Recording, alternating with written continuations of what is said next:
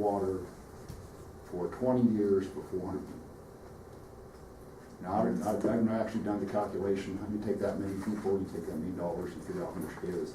It isn't that big of a number to give these people water.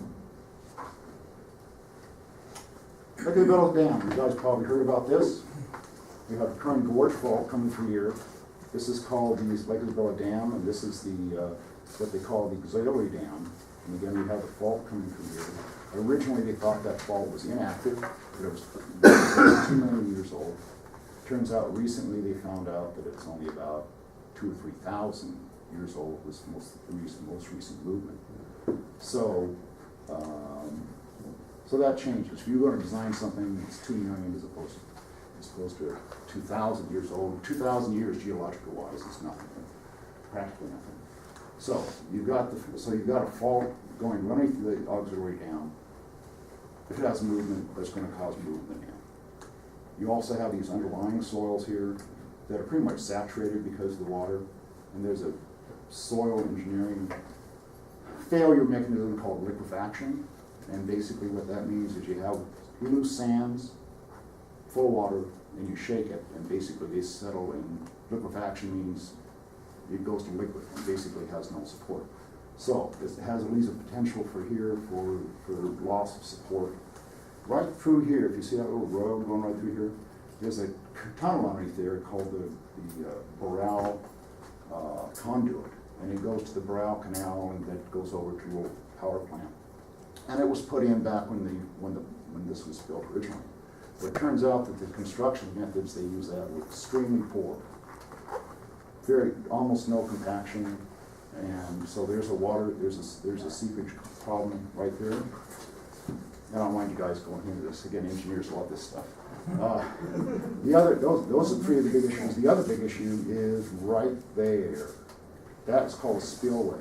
I don't know if you know what a spillway means, but as your water in your dam goes up, if it gets too high, you didn't have a spillway, it'd go over the top and it'd wash the dam out. Well, we don't want that. So what you do is you put in a spillway, so that when it gets up to a certain level and the water goes out the spillway, it never gets high enough to wash out the dam. Well, the problem is that spillway isn't big enough. If we had as much rain as it is actually possible to come into Lake Isabella, the size of the spillway would not be adequate, and you would get overtopping the dam, and it would get washed out. Tony, I have a question for you. Sure. How does our discussion of the Delta and the peripheral canal and earthquakes and the Lake Isabella issues, how does that tie into our transportation infrastructure issues? What it does is this is just showing in general with all these other infrastructure issues how we've been addressing them in the past. We've been sort of kicking down, and talk about kick things down the road, kick the can down the road. We've been kicking these cans down the road. We haven't been maintaining our structures, and we haven't been advancing them with our population or economic growth. So it's sort of the same package, the same effect. Our priorities are going areas other than our infrastructure and other than our transportation. So I'm not saying other priorities aren't good. I mean, we have to have schools and all the police and fire and all those other types of things. But for too long, our infrastructure, as you can see by those grades, has been ignored. Okay. So here's a picture of our Bena landfill, and as you can see, we're not doing real well economically. Sort of a little gag picture, but anyway. The Bena landfill is over on the east side of town. It has a 35-year design life, which means we project with population increase and all that type of thing, that in 35 years, you'll have to go find another landfill. These are not cheap to build and maintain a landfill, and so it's very expensive to come back and find another one and build another one. And I would imagine, especially as the environmental restrictions are evolved, that it will be even more difficult than it was in this case. So, go ahead. So, please, pay your $4 a month and get a recycled trash can. I mean, they're talking about, making this free for everybody, but, I'm one of the 4 people on my street at recycling, and it's, you guys need to do this. We have to do this. I think we're doing it, right? They approved the next step, but it's not final yet. Yeah, but so anyway, this, I mean, people don't do it because they think, oh gee, it's $4, I'll save myself $50 a year. Well, it's gonna hurt all of us, okay?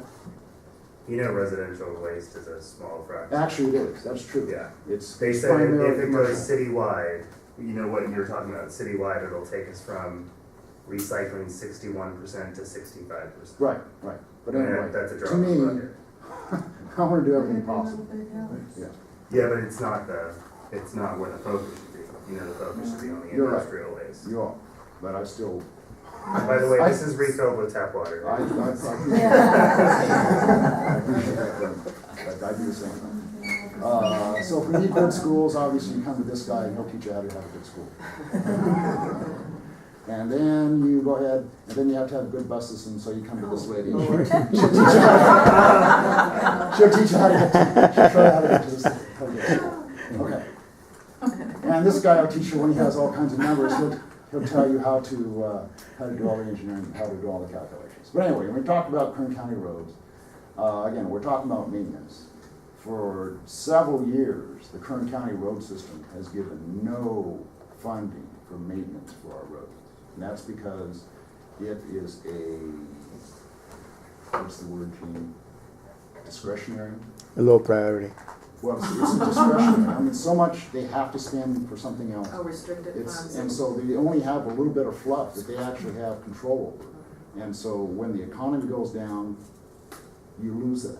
And so bang, you get no maintenance. And so our roads are getting worse. We talked about this a little bit before, and you touched it at the beginning of your lecture, that in 2009, the estimate was there was need for $2 trillion for infrastructure improvement. We already spent $1 trillion in stimulus. We haven't seen anything out of it. Well, it's in my note there is about stimulus. All of our money here locally, stimulus money, went to replacing roads that we had, replacing White Lane out here. We saw all the work out there, all those roads out in the southwest. They're all 20 years old, 30 years old, and road wears out in 20, 30 years. When I design, as an engineer, I design a road, it has a 20-year design line. Okay, so it's been that long, we had to do that. And that's where our stimulus money went. So what else have I got up there? So again, we talk about maintenance, we've got these big deficits in our maintenance. And that's part of the money that we're not spending. So, 2005, traffic congestion costs us, what's that, $3.5 million? And, oh, I'm sorry, Hours. 3.5 million hours and $66 million. That's just in Bakersfield. So that's the actual cost of congestion. Okay. So we have airports, and obviously our airport's in great shape. This is the spaceport out in Mojave, which is a great thing. Our new terminal in Middlesex Airfield. Okay. This is the TRIP program. You're probably very much familiar with that. These are all the plans that they have out. This is Centennial, and we've got several options for that. That's very controversial. They've had some development up here on 178. They worked on 7th Standard. This is going to be a nice deal dealing with Rosedale Highway, which is one of our most congested areas. I don't know if any of you drive Rosedale Highway either in the morning or evening, but it's horrendous. And then right now here we're building West Side Freeway, and then we put in Mohawk, which is a very cool region.